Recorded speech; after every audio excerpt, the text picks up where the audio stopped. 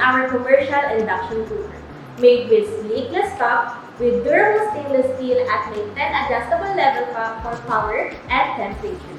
So we have two variants, which is a single pan induction cooker. This is very lightweight, perfect pang businesses like coffee shop, bakeries, and restaurants.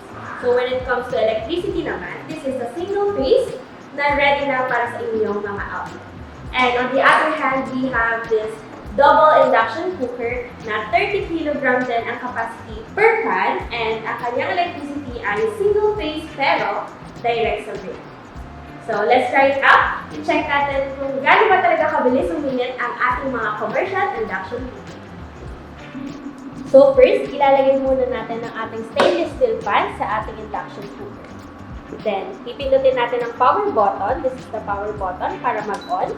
And to adjust the temperature, ipe-press lang natin ang temperature button and we can adjust it up to 240 degrees Celsius.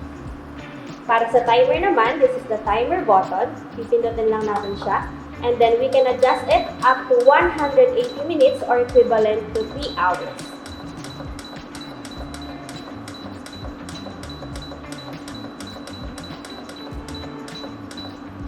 That's right. And for the frying, pipindutin lang natin ang stir fry button. And we can adjust the wattage up to 3,000 watts. And as you can see, makikita nyo na mabilis uminit or kumulo ang water sa ating stainless steel pan. And this induction cooker is also fast-sensitive device na automatic mamamatay once na inalis na natin ang ating stainless steel pan.